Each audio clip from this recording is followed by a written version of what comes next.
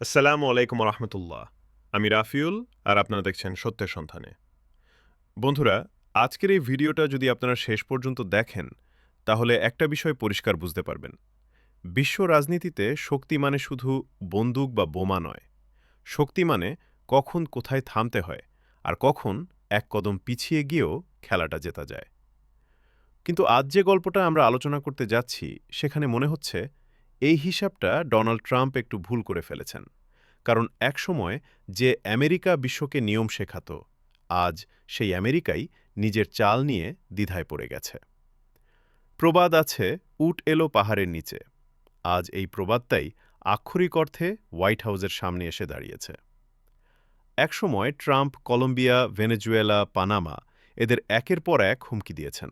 বলেছিলেন, আমেরিকার কথা না শুনলে ফল ভয়াবহ হবে। যদি আমি আর এক কদম এগোই, তাহলে কি যুদ্ধ শুরু হয়ে যাবে? কারণ সমুদ্রের বুকে নীরবে দাঁড়িয়ে আছে ভ্লাদিমির পুতিনের নিউক্লিয়ার সাবমেরিন। আর এখান থেকেই শুরু হয় এই গল্পের প্রথম অধ্যায়। বন্ধু, একটু কল্পনা করো। নর্থ আটলান্টিকের গভীর সমুদ্র, চারদিকে ঘন কুয়াশা, ঝড়ো হাওয়া, ঢেউয়ের শব্দ ছাড়া আর কিছু শোনা যায় না। এই সমুদ্রের মাঝখানেই আজ মুখোমুখি দাঁড়িয়ে আছে দুটি পারমাণবিক শক্তিধর দেশ। একদিকে আমেরিকার যুদ্ধজাহাজ, ন্যাটোর সহায়তা, আকাশে P-8 পোসাইডন নজরদারি বিমান। আর অন্যদিকে রাশিয়ার সেই সাবমেরিন, যার ভেতরে রয়েছে এমন অস্ত্র যা দিয়ে কয়েক মিনিটেই একটা শহর মুছে ফেলা যায়। কিন্তু প্রশ্ন হলো, এত কিছু হচ্ছে কেন? কারণ সামনে আছে একটা জাহাজ, নাম ম্যারিনেরা। এই জাহাজটা দেখতে একেবারেই সাধারণ, পুরনো, জংধরা, খালি। কিন্তু বন্ধু, বিশ্ব রাজনীতিতে সবচেয়ে বড় যুদ্ধগুলো অনেক সময় শুরু হয় সবচেয়ে ছোট জিনিস থেকে। এই জাহাজটা আসলে শুধু জাহাজ নয়, এটা একটা বার্তা। এখন চলো একটু পেছনে যাই। ডিসেম্বর মাস। এই জাহাজটার নাম তখন ম্যারিনেরা ছিল না, নাম ছিল বেলা ওয়ান। এই বেলা ওয়ান ছিল একটা স্টেটলেস শিপ, মানে কোনো দেশের পতাকা নেই, কোনো আইনের অধীনে নেই। এই ধরনের জাহাজই ব্যবহার করা হয় নিষেধাজ্ঞা ভাঙার জন্য। ইরান, ভেনেজুয়েলা, এমনকি কিছু আফ্রিকান দেশও এই শ্যাডো ফ্লিট ব্যবহার করে তেল বিক্রি করে। আমেরিকা বহুদিন ধরেই বলছিল এই শ্যাডো ফ্লিট বিশ্ব অর্থনীতির জন্য হুমকি। তাই সিদ্ধান্ত নেওয়া হয়, এবার এই খেলাটা বন্ধ করতেই হবে। যখন বেলা ওয়ান ভেনেজুয়েলার বন্দরে তেল তুলতে যায়, ঠিক তখনই আমেরিকান কোস্ট গার্ড অপারেশন শুরু করে। জাহাজ ঘিরে ফেলা হয়, ব্লক বসানো হয়, আদেশ দেওয়া হয়, থেমে যাও। কিন্তু জাহাজ থামে না। এখান থেকেই শুরু হয় একটা সিনেমার মতো চেজ। বেলা ওয়ান পালায়, ক্যারিবিয়ান সাগর পেরিয়ে নর্থ আটলান্টিকের দিকে ছুটে যায়। আমেরিকা পিছনে লাগে, ন্যাটো সতর্ক হয়, সবাই ধরে নেয় এই জাহাজ আর পালাতে পারবে না। কিন্তু মাঝ সমুদ্রে ঘটে যায় এমন কিছু যা কেউ কল্পনাও করেনি। চলন্ত জাহাজেই রং করা শুরু হয়, রাতের অন্ধকারে নাম বদলে যায়, বেলা ওয়ান হয়ে যায় ম্যারিনেরা। আর এখানেই শেষ নয়, জাহাজের গায়ে এঁকে দেওয়া হয় রাশিয়ার পতাকা।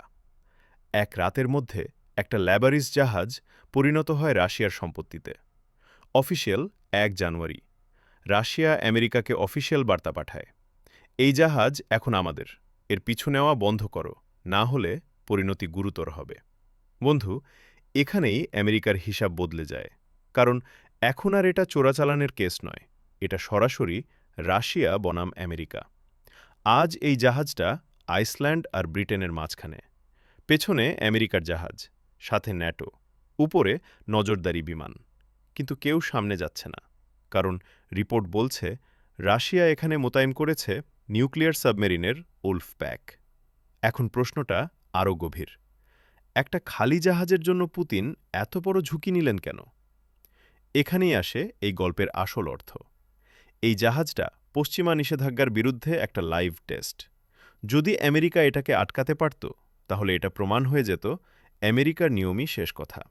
কিন্তু পুতিন এটাকে বাঁচিয়ে একটা স্পষ্ট বার্তা দিলেন, আমরা পিছু হটব না। আর এই ঘটনাটা ঘটছে ঠিক সেই সময় যখন ট্রাম্প ভেনেজুয়েলায় সবচেয়ে ঝুঁকিপূর্ণ সিদ্ধান্ত নেন, একজন চলমান রাষ্ট্রপতিকে সরাসরি গ্রেফতার।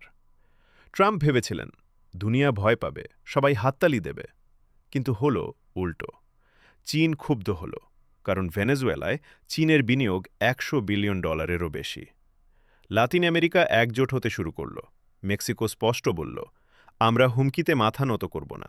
কিউবা ডাক দিল, আমেরিকার আধিপত্যের বিরুদ্ধে একসঙ্গে দাঁড়ানোর সময় এসেছে। আর সবচেয়ে বিপজ্জনক বিষয়, আমেরিকার নিজের বন্ধুরাই এখন প্রশ্ন তুলছে। ফ্রান্স বলছে এটা শান্তির নীতির বিরুদ্ধে।